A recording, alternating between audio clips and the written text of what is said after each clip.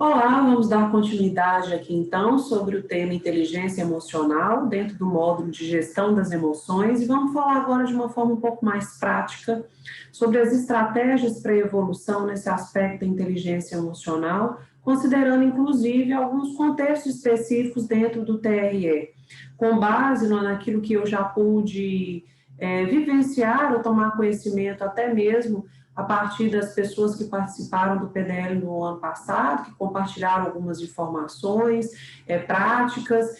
Então, de que forma, né, vocês líderes, considerando a cultura, a realidade do TRE, alguns cuidados que podem ser tomados dentro dessa perspectiva da inteligência emocional em relação a algumas ações, principalmente perante o time, né?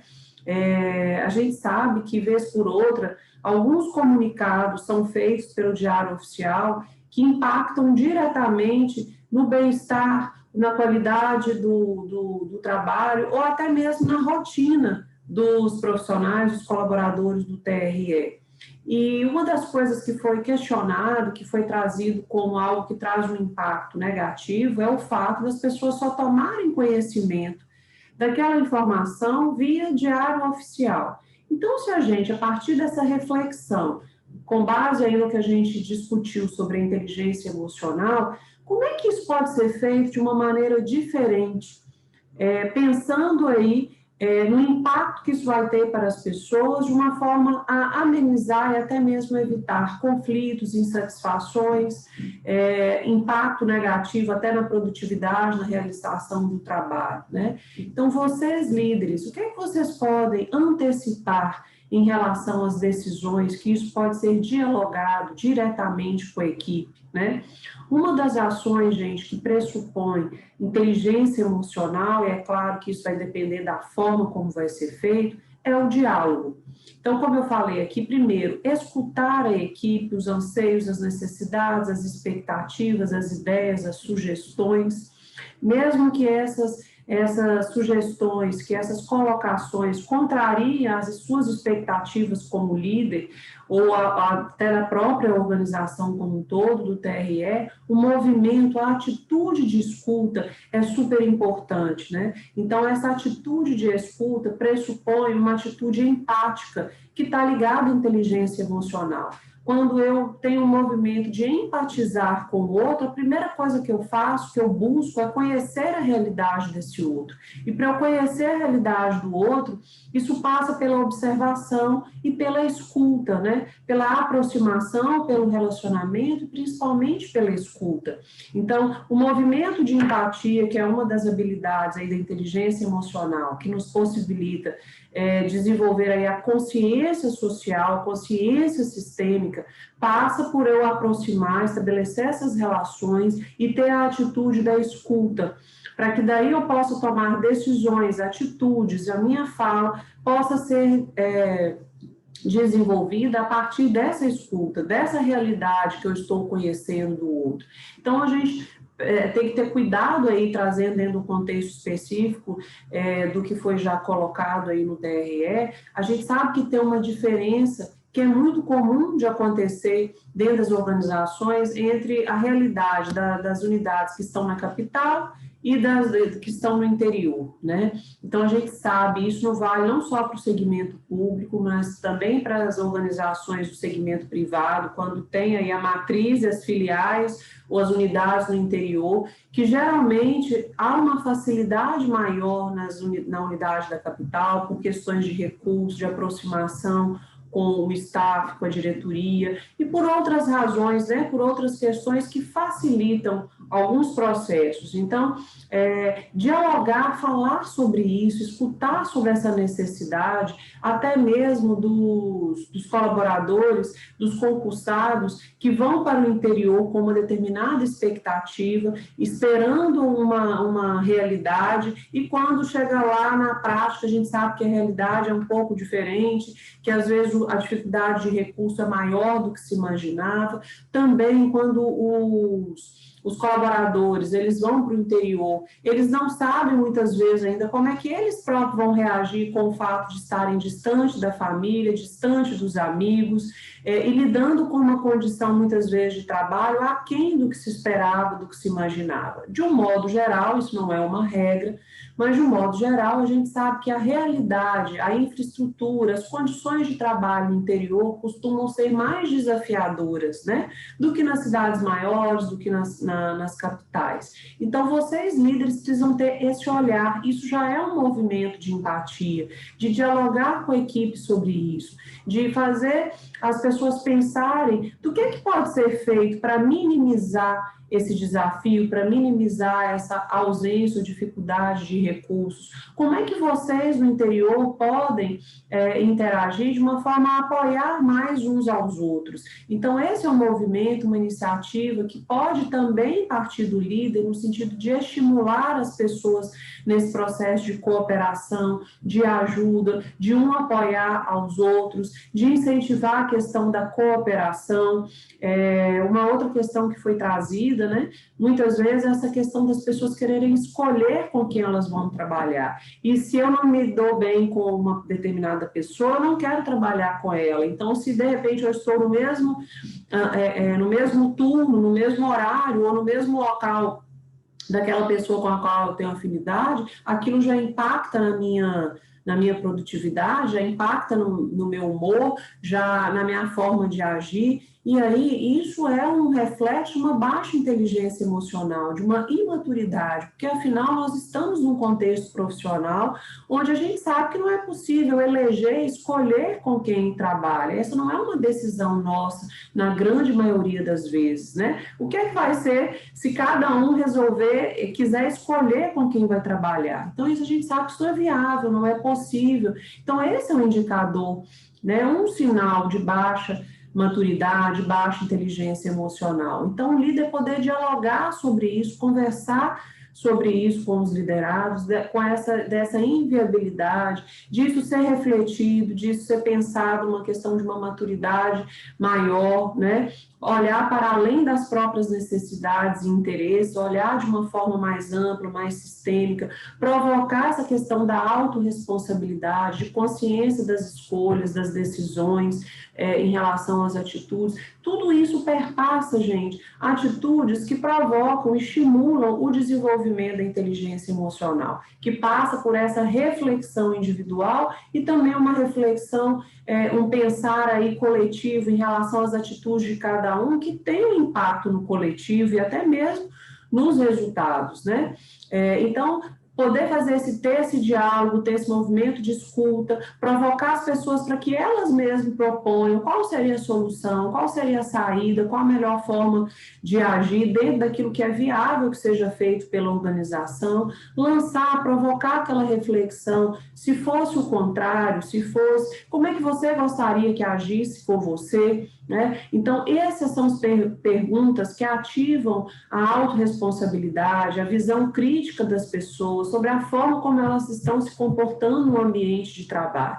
Estimular para que elas também façam esse processo dos pilares da inteligência emocional. Identificar como é que elas se sentem, delas fazerem a gestão dessa emoção, para elas não serem dominadas por essa emoção de insatisfação, de medo, considerando agora o cenário de pandemia. A gente sabe que muitas pessoas estão voltando ao trabalho presencial, voltaram recentemente ou estão voltando, e muitas vezes predomina o medo. É preciso falar disso, é preciso dialogar sobre isso. Não adianta o líder fingir que isso não existe, não adianta deixar isso a cargo de outra pessoa, do departamento de gestão de pessoas, o líder precisa conversar com a sua equipe sobre essas questões.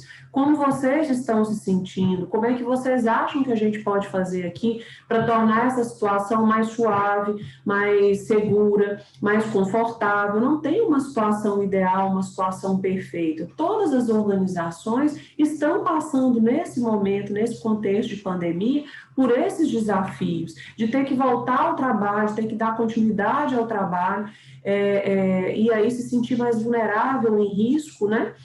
E com medo, e tem pessoas, cada um reage de uma forma diferente a essas emoções. O medo, ele é uma emoção que está mais comum nesse momento, mas cada um vai reagir de uma forma. E aí o líder precisa trabalhar a sua inteligência emocional e ajudar os liderados também a trabalhar a sua inteligência emocional, entendendo que cada um vai reagir de uma forma dentro dessa estrutura que a gente comentou antes, de acordo com a experiência, com a história de vida, com o nível de maturidade, preparo emocional para lidar com as situações, mas precisa ser dialogado, precisa ser falado, precisa ser escutado para buscar conhecer a realidade de cada uma das pessoas e dentro dessas realidades individuais, o líder poder pensar junto com a equipe, né? Você líder junto com a equipe, pensar em saídas, em propor soluções, né? O que acontece? Às vezes o líder também sob pressão, por exemplo, dentro agora de um contexto de eleição ou de uma maior pressão pelo atingimento das metas, do alcance dos resultados, o final do ano que se aproxima aí, a gente sabe que a pressão aumenta, né? Porque o prazo está aí, o final do ano em relação às metas, aos objetivos. Então, o líder, muitas vezes, também se sentindo sob pressão, ele repassa essa pressão e, ao invés de fazer uma abordagem cooperativa, uma abordagem de busca de parceria, de aproximação, de investimento na qualidade do relacionamento, por estar sendo cobrado pela sua ansiedade, por uma má gestão das suas emoções, ele acaba repassando essa pressão, cobrando, exigindo, adotando, às vezes, atitudes mais hostis, falas mais ofensivas, o que só contribui para tumultuar ainda mais, né, o contexto, o ambiente, prejudicar as relações. Então, de fato, cada um parar e pensar como eu estou me sentindo agora, que emoções estão predominando nessa etapa da minha vida, no TRE, nesse final de ano, nesse contexto de pandemia, como eu estou, e fazer aquele passo a passo da gestão das emoções, da regulação, para que você possa fazer esse movimento do diálogo, escuta, para empatizar com a sua equipe, para empatizar também com a organização. Todos nós, gente, independente da posição hierárquica que a gente ocupe dentro da organização, o empatizar, o buscar conhecer a realidade do outro, para acionar essa empatia, deve ser feito por todos nós, por todo mundo. Então, eu estou dando exemplo aqui do líder com o liderado, do líder em relação à consciência sistêmica dentro da organização, mas vale para todas as pessoas, independente do nível que cada um esteja dentro dessa pirâmide hierárquica, né?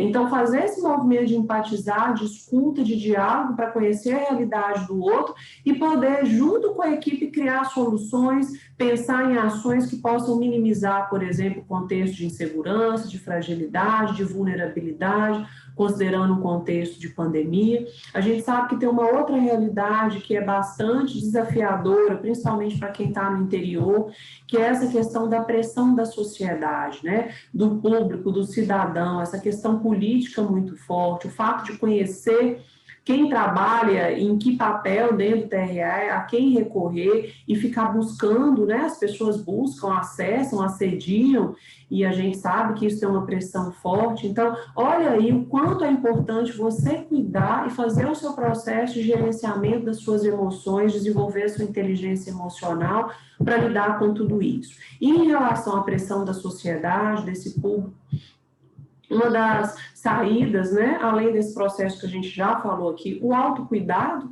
né? O autocuidado é lançar a mão de ações onde você cuide do seu bem-estar físico, seu bem-estar emocional, de você se cuidar para que você possa trazer mais equilíbrio emocional para você no dia a dia.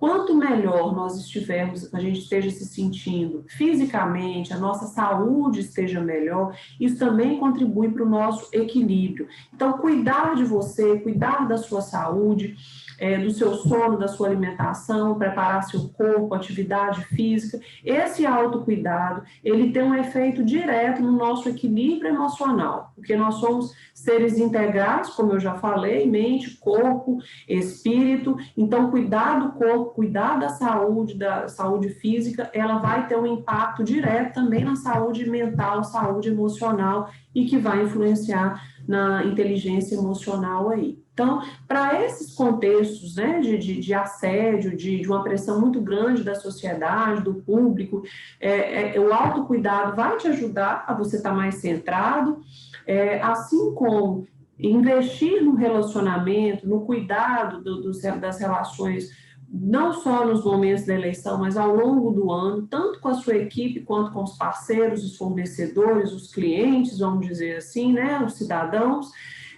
e também investir muito na assertividade da sua comunicação. E lembre que a inteligência emocional, ela passa, dos efeitos é esse cuidado, essa assertividade na comunicação, essa consciência das minhas necessidades, tanto como indivíduo, quanto como profissional do TRE, de eu saber me posicionar de uma forma clara, objetiva, honesta, em relação às minhas necessidades, mas também com muito respeito e empatia com o outro. Então, a assertividade é um canal, assim, né, uma estratégia importantíssima para ser desenvolvida para lidar com esse assédio, com essa pressão. Como estabelecer esse limite respeitoso entre você e essa sociedade, né, que fica aí assediando, que faz cobranças, que faz pressão, né, para que você possa lançar a mão de estratégias, de jogo de cintura, também é preciso fortalecer a sua resiliência para lidar com isso. Então, percebam que a inteligência emocional, ela pode influenciar e te ajudar a lidar com todos esses processos aí. Tudo isso, como eu já havia falado, passa pelo autoconhecimento, é a estratégia número 1 para a gente fortalecer a inteligência emocional. Então, se perceber, compreender, buscar a compreensão dos seus comportamentos, por que você age de uma determinada forma, como você age, como é que você costuma reagir, que crenças estão influenciando o seu comportamento, quem você foi, quem você é, quem você quer se tornar. Então, essa reflexão da sua forma de se comportar e interagir, que mudanças você gostaria de estabelecer, que comportamentos que você possui, que são característicos seus, que estão trazendo insatisfação, que têm impactos negativos no ambiente de trabalho, para a equipe, que feedback, que críticas a sua equipe faz a você, que faz sentido para você, que você percebe que de fato corresponde à realidade e que traz insatisfação e que você gostaria de transformar. Né? Então, isso é autoconhecimento, essa clareza, essa consciência de quem sou, de quem fui, de quem sou e de quem quero me tornar. Quanto mais consciência nós temos de quem somos, maior a probabilidade da gente ter domínio sobre as nossas emoções. As emoções, elas se misturam aí ao longo do tempo com os nossos projetos, com as nossas insatisfações, com aquilo que a gente não conseguiu realizar até então. E se a gente não para conhecer mesmo, fazer essa reflexão, essa consciência, a probabilidade é que a gente vá tomando decisões equivocadas com base nessas emoções, nessas situações mal resolvidas ao longo da nossa vida. A inteligência emocional uma das estratégias é você verificar o alinhamento entre o seu pensar, o seu sentir, a sua ação, né? E como eu falei da questão da crença. Como é que está esse alinhamento? A coerência atitudinal, ela é um sinal, ela é um indicador de inteligência emocional. Então, aquilo que você fala para a sua equipe, que você prega para a sua equipe, você faz, você acredita, você quer. Então, assim, o que você pensa, aquilo que você quer, o que você sente, o que você acha, como é que está esse alinhamento? Então, verificar a congruência e se não está congruente, né, se está divergente, isso vai trazendo uma dissonância que vai gerando insatisfação, emoções negativas, que contribuem para interferir na sua credibilidade, na sua imagem, na equipe, com as pessoas que convivem com você. Então, fique atento a essa coerência, a esse alinhamento. Se ele não está acontecendo, se ele está deixando a desejar, O que é que você pode fazer para ajustar, para alinhar? Aonde é que está desalinhado, né?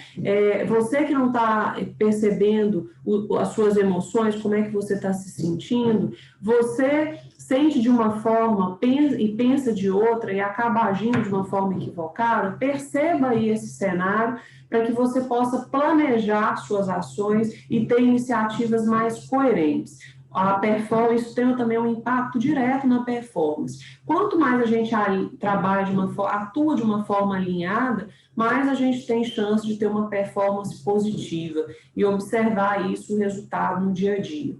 Uma das técnicas de inteligência, um exercício aí para desenvolver inteligência emocional é o PRE, parar, refletir e escolher. O que é o parar? É você ter as pausas, estar atento para identificar as suas emoções, a forma como você está agindo, se está coerente, refletir sobre esse processo, né, caminhando ali naqueles pilares da inteligência emocional, identificar o que está por trás das suas emoções e poder escolher, pensar como você vai agir de uma forma que esteja alinhado com você, com o que você acredita, com o que você pensa e também de uma forma respeitosa e empática no contexto. Então, é esse alinhamento PRE. Pare, reflita e escolha, ou seja, ao invés de você simplesmente reagir de uma forma automática, refletir, pensar antes e escolher como você vai agir. Uma outra técnica é a técnica do semáforo, ela é um pouco mais ampla do que o PRE.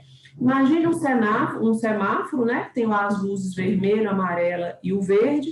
Então, quando você sim perceber que você está numa situação desafiadora, que está lhe deixando em conflito, mobilizando muito as suas emoções, acenda um sinal vermelho de parar, respirar, se acalmar e poder pensar antes de agir. Então, a gente percebe, né, quando a gente é tomado assim por emoções, ou porque a gente adota comportamentos impulsivos, ou porque a gente se sente muito desconfortável, mas a gente perceber ali que aquele momento eu preciso gerenciar minhas emoções. Então, pare para você pensar, refletir, identificar e se acalmar. É o tempinho ali dos 10 minutos, do contar até 10, às vezes contar até 100, para que você não exploda, para que você não tenha uma reação que vá lhe prejudicar ou prejudicar outras pessoas, para você não agir de uma forma instintiva, né, de acordo aqui, como eu falei, do sistema límbico, mas para dar tempo da informação chegar aqui na área pré-frontal do seu cérebro e você analisar a situação. Acalmou? Parou, vamos pensar, vamos olhar com mais calma aí, é o sinal amarelo, né, de alerta.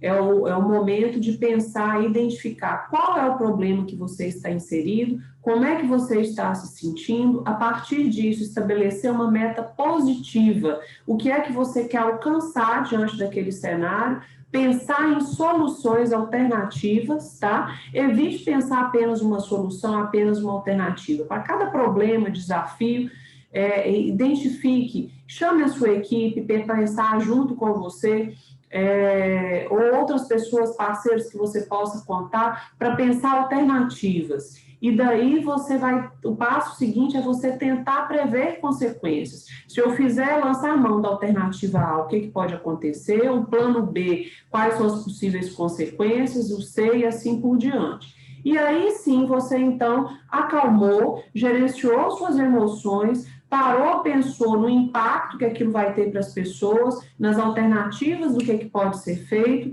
de quais as ações. Então, depois que você já previu, pensou em algumas consequências, você vai escolher qual é aquela ação que você, a partir da sua análise, identificou que é a mais adequada, e aí sim você vai agir, sinal verde para a sua ação, né? Porque agir é importante. Tomar uma ação diante do que está acontecendo é necessário, senão você não contribui para a resolução do problema, e sim para manter o status quo daquele problema ou até piorar. Então, vermelho você para, o amarelo você analisa e estabelece seu plano, identifica possibilidades e consequências para cada possibilidade, e o verde é a hora de seguir em frente, de agir. Uma outra técnica para lidar com situações difíceis que mobilizam aí as emoções é a chamada técnica dos 3Ps, né? Lidando aí com os problemas de uma maneira inteligente. 3Ps, permanência, propagação e personalização. Quando você estiver enfrentando, seja junto com a sua equipe ou que seja algo mais específico da sua atuação, um problema, identifique esses 3Ps. Primeiro P é o de permanência. Qual é a duração desse problema? O que está previsto? Por quanto tempo esse problema pode durar? Né? Para que você não fique com aquela sensação como se aquilo fosse durar a vida toda, como se aquilo fosse estender por um longo processo, aí, um longo período, né? Então, estimar ali um período de resolução, até mesmo estabelecer uma meta, se possível, para a permanência daquele problema, daquela situação conflitiva. Segundo P é o P de propagação. Esse problema, esse desafio, ele é específico, ele é pontual, ele está afetando que área da sua vida, que setor, que parte do seu trabalho, para que você não generalize e estenda esse problema para toda a sua vida. Leve ele para casa, leve ele na relação com a sua chefia, com seus pares, com seus liderados, para que você não leve ele para que ele ocupe todo o cenário, né? É claro que isso vai depender, sim, de fato, da gravidade da situação. Tem situações mais graves que elas têm um impacto, uma abrangência maior, mas tem situações que são mais pontuais e que se a gente não parar para pensar e delimitar, a gente acaba arrastando, levando esse problema para todas as esferas da nossa vida e do trabalho também, e aquilo acaba dificultando a nossa capacidade de resolver problema.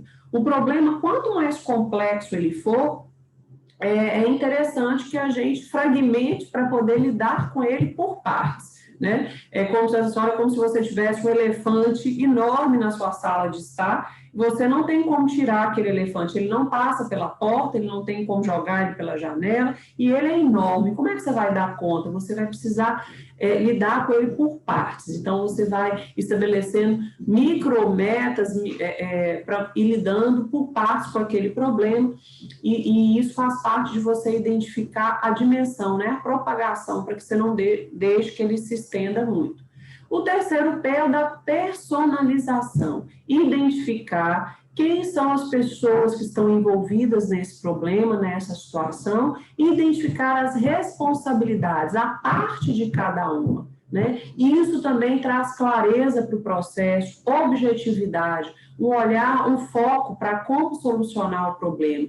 Quem é responsável pelo quê? Mesmo que você não tenha criado o problema, a sua equipe não tenha sido responsável pelo problema, o desafio que está se apresentando, mas se ele te afeta, você e sua equipe são responsáveis também por solucionar, corresponsáveis. Então, estabelecer a parte que cabe a cada um como um ajudante, vamos dizer assim, para resolver aquele problema, isso é trabalhar a consciência das pessoas na sua autorresponsabilidade. Quem é responsável pelo quê? Mesmo que não tenha sido responsável por criar, quem pode participar, qual é a parte que cada um pode contribuir para a solução desse problema. Você identificar a sua responsabilidade e a responsabilidade das outras partes envolvidas, que tem a ver também com a técnica chamada técnica de 1/3, onde você vai identificando a responsabilidade das partes e pensa, cada parte vai ser responsável por fazer o quê? Definir um plano de ação claro para cada um para poder atuar na resolução do problema. Então, isso é uma forma de não deixar com que as situações tomem conta da gente, do emocional, e que aquilo se perca e não se resolva, se prolongue, né? Uma forma da gente tratar o problema com foco, com permanência, com duração, uma meta, e envolvendo as responsabilidades das partes das pessoas envolvidas, sem deixar que aquilo também se alastre, né? Tome conta de todos. E aí você, líder, como um facilitador para desenvolver a inteligência emocional das pessoas, da sua equipe, que atitudes que são relevantes? Primeiro, aquela clássica, ser o exemplo. Se você pretende, gostaria de ter uma equipe emocionalmente mais desenvolvida, você precisa dar esse exemplo, né, de evitar ter ações, atitudes tempestivas, impulsivas, agressivas ou passivas, o equilíbrio, ou seja, você atuar com equilíbrio emocional, atento ao seu tom de voz, atento a sua capacidade de pensar, de refletir sobre as questões e não necessariamente atuar, decidir no calor das emoções e também nem deixar simplesmente a coisa correr frouxo. Então, esse equilíbrio, né? Ensinar, estimular a equipe a verbalizar o que eles estão sentindo e pensando. Isso é um investimento na assertividade. Então, você também, como líder, precisa estar atento à sua capacidade de se comunicar de uma forma assertiva, que tem a ver com a comunicação não violenta, você ser assertivo na sua forma de se colocar e estimular as pessoas também, para que elas possam se posicionar, para que elas possam manifestar os seus pensamentos, as suas emoções, mas de uma forma assertiva, respeitosa, considerando com profissionalismo ali. Incentivar as pessoas a buscar o autoconhecimento e essa consciência em relação à sua autorresponsabilidade sobre as atitudes equivocadas que elas tomam no dia a dia, no trabalho, na vida, fazer com que elas possam refletir sobre isso, como lá no processo que deveria ter sido feito de alfabetização das nossas emoções, onde os nossos pais, os adultos, quando a gente era criança,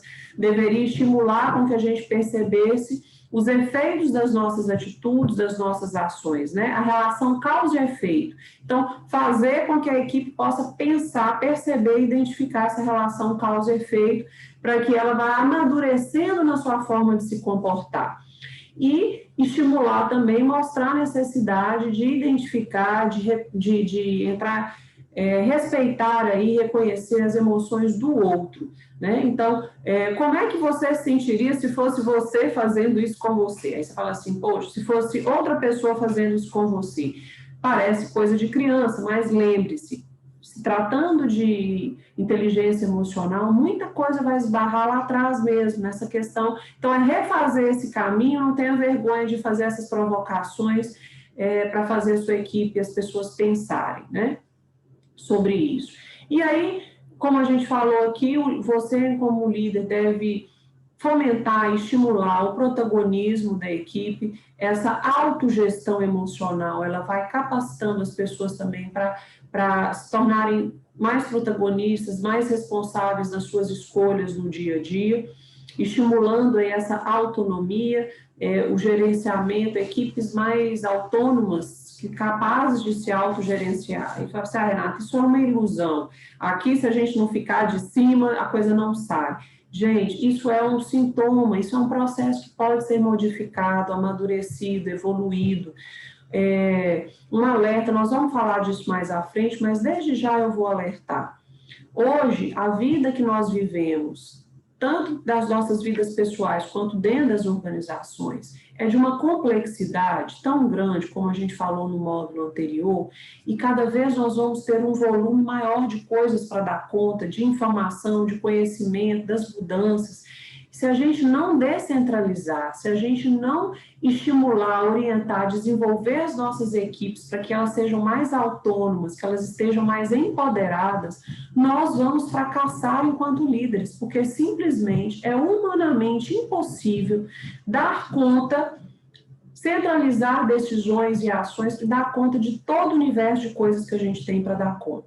Então, esse é um caminho essencial, que não tem volta. A necessidade de empoderar as equipes, e para que as equipes elas se sintam empoderadas, com autonomia, com condições de decidir e de agir, passa por esse processo de você, líder, ajudar a sua equipe a amadurecer emocionalmente, refletir sobre as suas escolhas, as suas atitudes, as consequências, estimular com que elas se conheçam melhor, com que elas aprendam algo novo, tudo isso como a gente já comentou anteriormente. E estimular a cooperação, a convivência, o relacionamento, ou seja, estimular a cooperação ao invés da competição. A gente tem uma raiz ainda muito forte nos ambientes organizacionais de competição, onde por muito tempo se acreditou que estimulando a competição entre departamentos ou dentro da própria equipe, aquilo geraria uma maior performance, produtividade.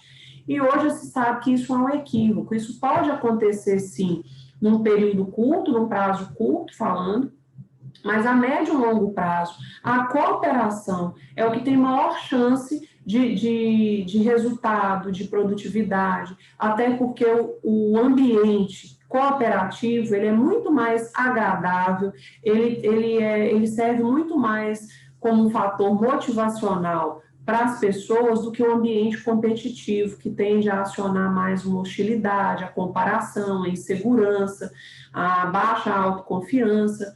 Então, quando o ambiente ele é cooperativo, considerando inclusive esse momento que a gente está passando da pandemia, as pessoas se sentem mais confiantes, que elas podem contar melhor umas com as outras, né? Que elas podem falar quando elas têm dificuldade, ou que elas não estão sabendo fazer, ou que elas não sabem o que fazer, demonstrar mais as suas fragilidades e aí atuar com a busca de solução disso, e não ficar jogando a sujeira ali debaixo do tapete e criando um clima cada vez mais competitivo, de medo, de insegurança. Então, você, líder, tem um papel crucial nesse sentido também, de estimular a sua equipe nesse aspecto. E com isso a gente fecha esse vídeo agora. No próximo, nós vamos começar a falar sobre gestão de conflitos e como a inteligência emocional ela é a base para a gestão do conflito, tanto para evitar o conflito quanto para solucionar. Então, convido vocês a ficarem ligados, agradeço a presença, a participação aqui e aguardo vocês no próximo vídeo, para a gente falar sobre gestão de conflitos. Até lá!